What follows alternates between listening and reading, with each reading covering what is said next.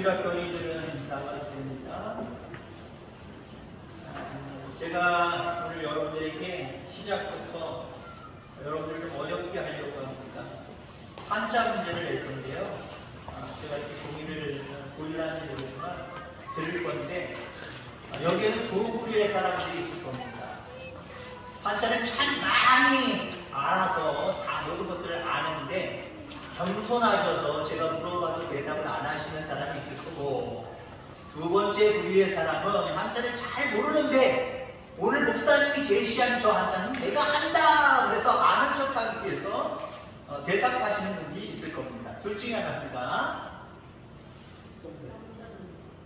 누가 제일 먼저 말씀하셨죠?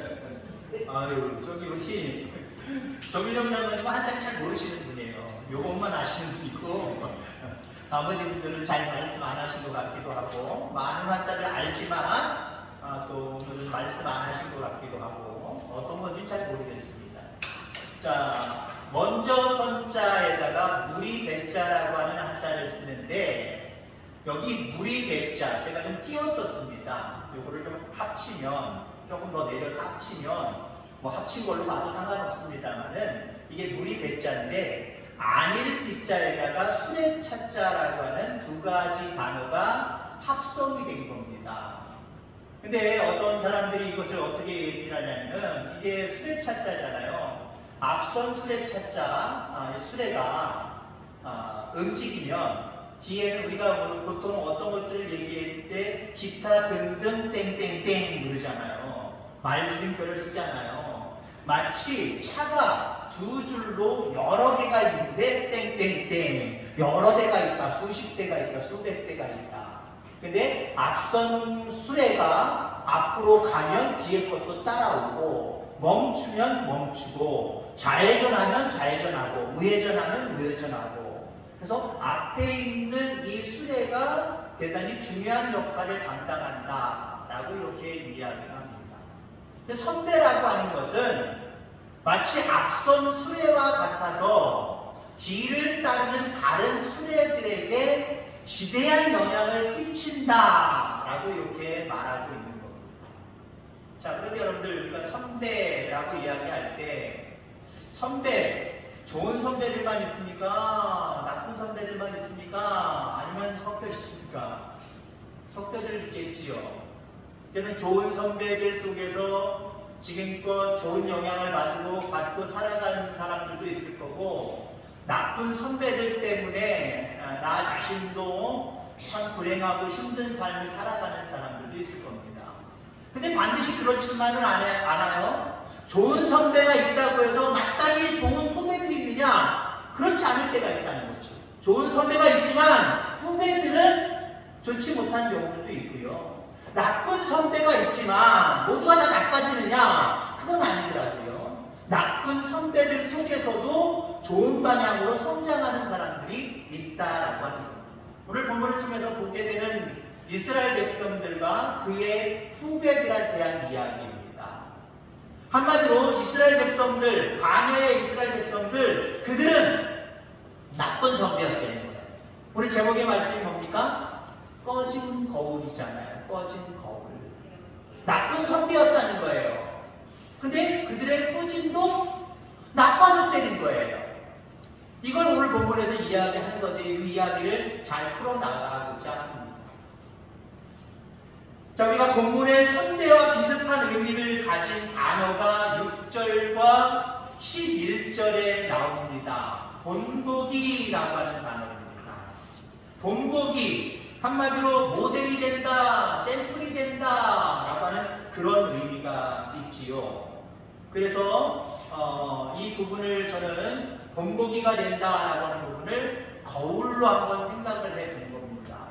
남에게 본보기가 된다? 남에게 내가 거울이 된다? 이거는요, 다른 사람들에게 내가 모델이 된다는 거예요. 샘플이 된다는 거예요. 영향력을 끼쳐서 좋은 삶의 양식이 된다라고 하는 거예요. 자, 그러면 오늘 본문에서 말하는 본보기, 거울, 누가 누구에게 본보기가 되었다라고 하는 것이냐? 앞서서도 말씀드렸지만 광야의 이스라엘 백성들, 그리고 뭐 광야뿐만 아니라 그 밖에 이스라엘 백성들의 모습들을 한번 여러분이 상상해 보시면 됩니다. 특별히 광야의 이스라엘 백성들, 그 이스라엘 백성들이 한마디로 선배라는 거예요.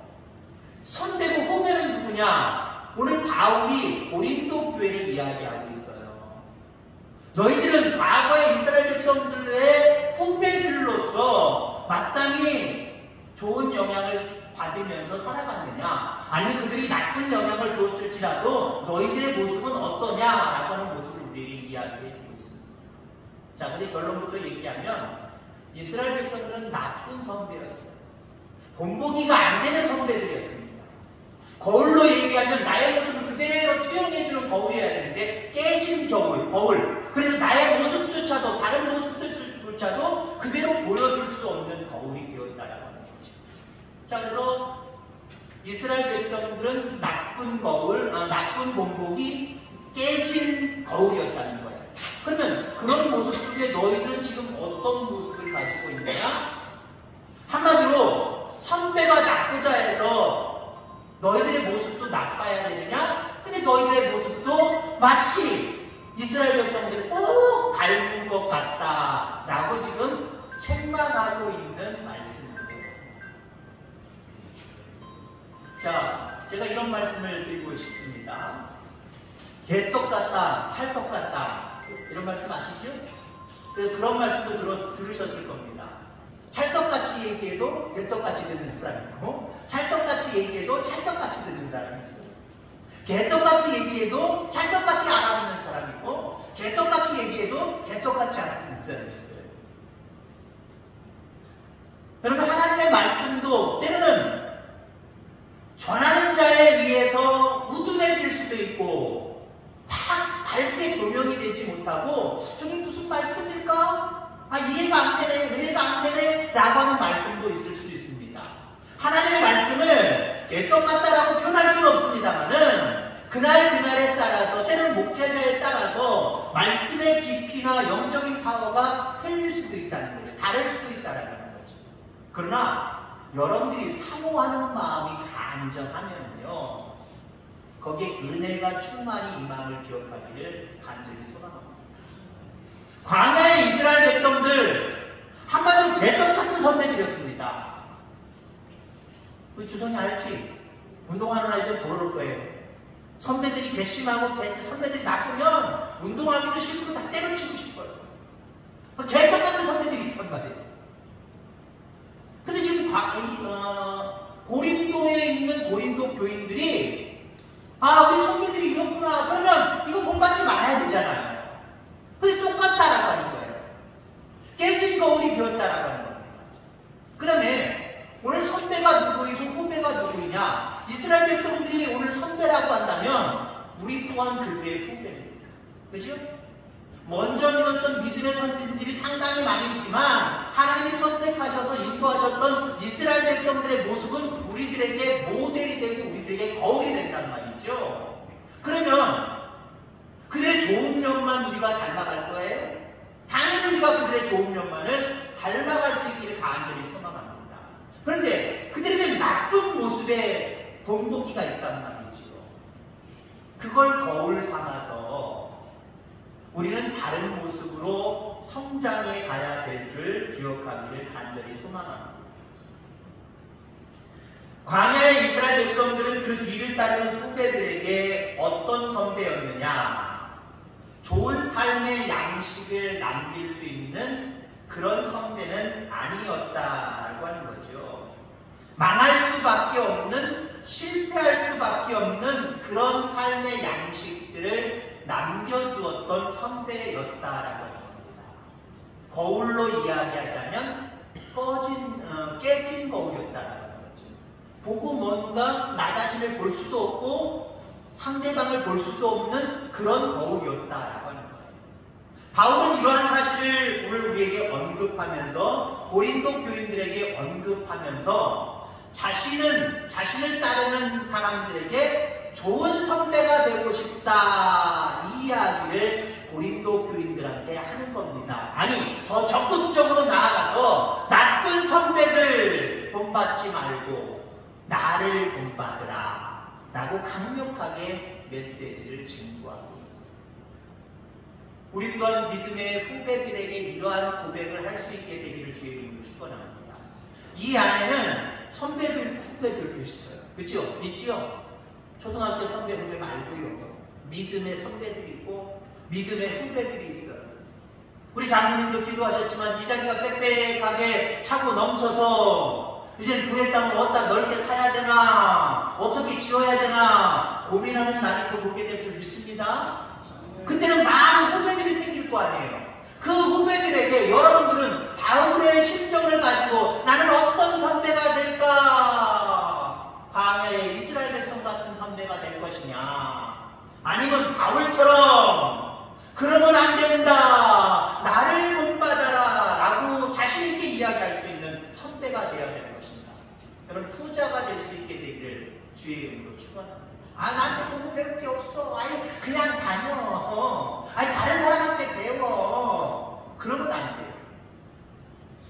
정말 다른 사람들이 완벽할 수는 없지만 적어도 나를 본받으라 라고 말했던 바울처럼 이런 믿음의 자신감이 여러분들에게 있게 되기를 주의 이름으로 축원합니다.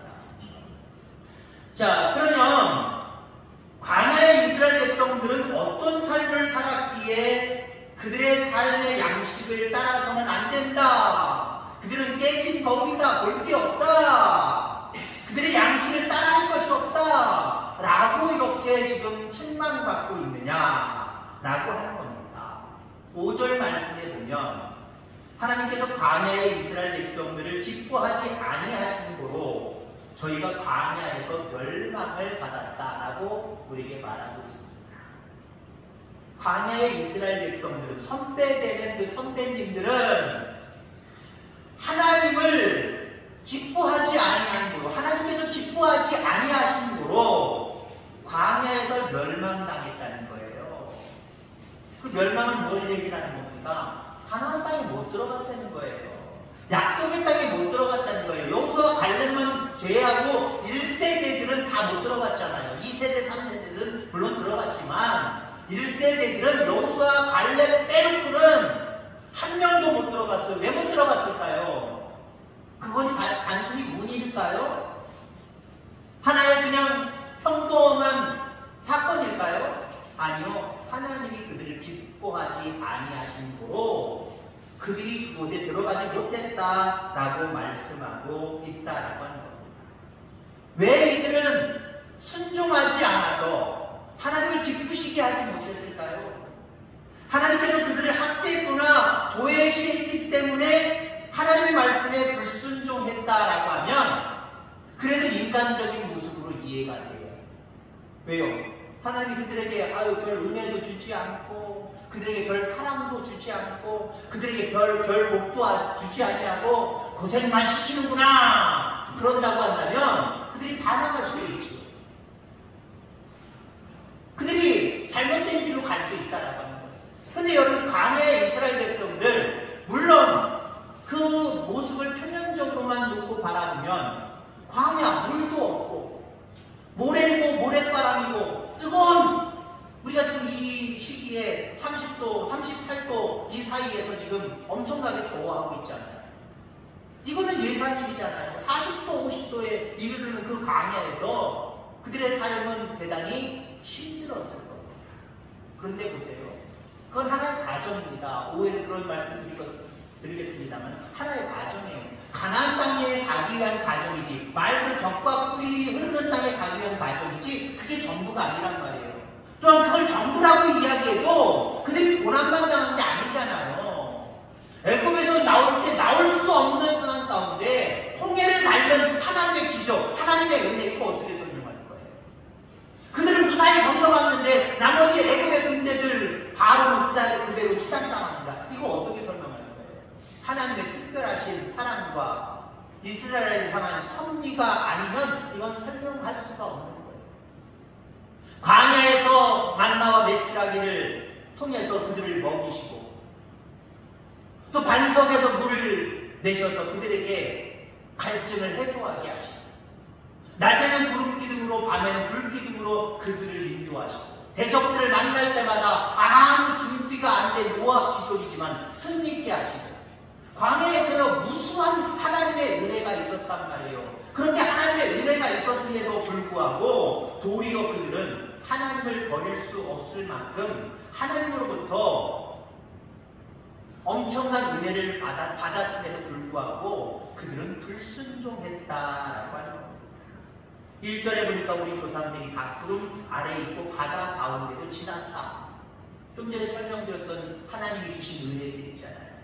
이런 하나님의 은혜 속에서도 그들은 5절 말씀해 보니까 그러나 저희의 다수를 하나님 기뻐하지 아니하신 고로 저희가 광야에서 멸망을 받았다라고 말씀을 하고 있습니다. 그 큰 사랑과 그 큰 은혜를 받았음에도 불구하고 하나님을 멸시하고 불순종함으로 말미암아 그들은 멸망을 받았다라고 말씀을 하고 있습니다. 자, 이 이야기를 하면서 바울은 크게 안타까워하고 있어요. 과거의 이야기를 이야기로만 제시하는 게 아니에요. 과거의 광야의 이스라엘 백성들 이랬다. 깨진 거울이었다. 본보기가 안 되는 우리들이었다. 근데 너희들 모습 속에서 이 모습이 나는 보여. 이게 바울의 오늘 고백이에요. 오늘 심정이 안타까운 마음이에요. 이 모습이 너희들 모습 속에 보인다는 거예요. 여러분, 오늘 광야의 이스라엘 백성, 또한 많은 죄악 가운데 있었던 성경의 많은 이방인들이든지 아니면 종교 지도자들이든지 믿음의 사람이든지 이들을 바라볼 때마다 그들의 모습을 우리는 안타까워하고 야, 어떻게 저렇게 죄를 짓냐 라고 생각을 하는데 그 모습이 어쩌면 나의 모습일 수도 있다. 그 모습을 나도 알게 모르게 닮아있다. 한번 생각해 보세요. 이 모습이 절대로 아니게 되기를 주의 이름으로 축원합니다. 바울은 고린도 교회 안에 이 모습을 발견합니다. 이 모습은 어떤 모습이냐? 우상숭배, 간음, 주를 시험하는 것, 원망, 이 부분이 오늘 본문 후반절에 다 나와 있습니다. 이게 광야 이스라엘 백성들이 지었던 죄거든요. 우상숭배. 이스라엘 백성들 모세가 시내산에 올라가서 말씀 받고 내려올 때 뭐하고 있었습니까? 황금 송아지를 만들어서 우상숭배했고 그로부터 계속해서 우상숭배의 모습들이 확장되고 늘어나는 모습들, 이 모습을 우리가 이스라엘 역사를 통해서 보게 됩니다. 간음, 또 주를 시험하는 것, 그리고 원망, 이 모습이 광야 이스라엘 백성들에게 있었거든요. 근데 오늘 본문 후반절에 바울은 이 모습이, 이 네 가지 모습이 너희들에게도 있어. 너희들에게도 있어. 안타까운 모습으로 지적하고 있다라고 하는 겁니다. 그러니까 어떤 의미에서 볼 때 고린도 교회 교인들은 광야 이스라엘 백성들의 진정한 후배가 맞긴 맞나 봅니다. 왜요? 그들이 이런 네 가지 제약으로 하나님 눈 밖에 났는데 고린도 교인들, 교인이라고 이야기할 수 있지만 이 네 가지 죄를 그대로 답습하고 닮아서 하나님 눈에 지금 어쩌면 바울의 눈으로 바라볼 때 이들도 지금 멸망당하게 생겼어요. 안타까워 죽겠어요. 그냥 내버려둘 수 없습니다. 그럼 이게 좋은 선배예요. 후배들의 잘못된 모습들을 바라볼 때 안타까워하는 모습이 있어야 되고요. 그들을 바르게 인도하려고 하는 그런 마음의 모습이 있기를 주의 이름으로 축원합니다. 많은 영혼들 중에 죽어져가는 영혼들, 하나님을 아예 모르고 죽어져가는 영혼들, 그들을 바라볼 때마다 지금은 아니지만 나중에 영적인 선배로서 그들의 죽음을, 그들의 영적인 죽음을 안타까워해야 돼요. 야, 저렇게 예수 믿어서 내 후배가 되지 않는 이상 저들은 영원히 죽을 수밖에 없구나. 저들을 어떻게 내 후배 만들지? 여러분들 그렇게 여러분들 상상하고 뭔가 실험하고 계획하고 할 수 있게 되기를 주의 이름으로 축원합니다. 그리고 신앙 안에서도요, 나만 신앙생활을 잘하면 되지라고 하는 모습이 아니라, 물론 여기서 주장하는 마음으로 그렇게 하면 안 되지만 연약한 지체들을 바라보면서 안타까운 마음이 생겨야 돼요. 그래서 그냥 내버려두는 게 아니에요. 아이 몰라, 지가 알아 신앙생활 하지, 몰라 나만 잘하는 게, 그게 아니에요. 진정한 선배로서의 신앙생활 잘하는 사람들은요, 옆에 있는 지체들을 바라보면서 때로는 좋을 때 툭 찔러주는 선배가 될 수 있어야 되고요. 그것도 요령껏 하시기 바랍니다. 왜 졸도 안 했어? 하고 다른 사람들 다 보이게 깨우면 아주 골치가 아파요. 여러분들 학교 다닐 때 여러분 졸을 수도 있잖아요. 졸 때 은근슬쩍 안 한 척 모른 척하고 툭 건드리는 사람, 뭐 짖는 척하고 툭 건드리는 사람, 이게 지혜로운 사람입니다. 근데 어떤 사람들이 있다고요? 다른 사람 다 알게끔 하는 사람이 있어요. 그러면 자고 있었던 그 사람이 어떻게 하는지 아십니까? 저 같은 경우는 그래요. 앉았어, 씨. 분명히 자고 있었는데 자존심이 상한 거예요. 기분이 나쁜 거예요. 왜 지적하는 거예요? 왜 나를 찔리라는 거예요? 다른 사람들이 다 그게 왜 그러는 거냐라고 하는 거예요. 화가 나서 앉았어, 씨 하면서 싸움나게 생겼어요. 지적하는 것도 주장하는 자세로 하면 안 돼요. 사랑하는 마음으로 저 영혼의 어떤 신앙의 모습들이 성장하길 바라는 모습으로 그런 사랑의 마음을 가지고 기도의 마음을 가지고 뭔가 가르칠 수 있는 그런 마음도 저와 여러분들 가운데 있게 되기를 주의 이름으로 축원합니다. 고린도 교회 상황에 바울은 다급해졌습니다. 다급해짐으로 말미암아 그들에게 다른 삶의 모델을 제시하고 싶었습니다. 그래서 그는 자기 자신을 본받으라 라고 말하고 있는 겁니다. 고린도전서 10장 33절에 보니까 나와 같이 모든 일에 모든 사람을 기쁘게 하여 나의 유익을 구치 아니하고 많은 사람의 유익을 구하여 저희로 구원을 얻게 하라. 나와 같이. 어쩌면 나를 본받으라 라고 하는 말은 교만할 수도 있는 말인데 나와 같이 이들 본받지 말고 나와 같이 하면서 나의 좋은 모습들 너도 같이 하자 라고 하는 모습으로 지금 그들을 고린도 교회의 교인들을 이끌어가고 있는 모습들을 바라보게 됩니다. 그럼 어떻게 하면 그리스도를 본받는 자의 삶을 살아갈 수 있을까요? 나쁜 선배들의 모습을 따라하지 않으면 됩니다. 때로는 좋은 선배들이 있다고 한다면 그들의 좋은 선배들의 모습대로 함께 그들과 함께 그 사람과 함께 일들을 감당해 나가면 되는 겁니다. 그러면 우리 교회 안에는 좋은 선배들도 있고 좋은 후배들도 있고 이렇게 성장하게 되어질 줄 기억하기를 간절히 소망합니다. 로마서 14장 8절에 보면 우리가 살아도 주를 위하여 살고 죽어도 주를 위하여 죽나니 그러므로 사나 죽으나 우리가 주의 것이다. 우리는 주님의 것입니다. 내 것이라고 주장하며 살아가지 않기를 간절히 소망합니다. 주님의 것이기 때문에 사나 죽으나 우리는 좋은 그리스도인의 삶을 살아가야 됩니다. 다른 말로 얘기하면 우리는 세상의 많은 사람들에게 또 믿는 사람들에게 우리는 좋은 선배로서의 모습을 가지고 살아가야 됩니다. 중반쯤에도 말씀드렸지만 우리 가운데 믿음의 후배들이 많이 생겨날 줄 믿습니다. 아멘? 여러분들 생애 때 물론 이후에도 마찬가지지만 여러분들 생애 때에 이 자리가 가득 채워지는 그래서 여러분들 믿음의 후배들이 많아지는 역사들이 있을 거예요. 그들에게 꺼진 거울이 아니라 깨진 거울이 아니라 그들에게 뭔가 잘못되어져 가고 있는 그런 모델이 아니라 정말 깔끔한 다시 말해서 성결하고 거룩한 그래서 야, 저 선배의 모습을 내가 본받았으면 좋겠다 라고 하는 그 선배의 모습 그러한 어떤 샘플 그런 모델의 모습을 가지고 살아가는 저와 여러분들 다 되어지기를 주의 이름으로 축원합니다.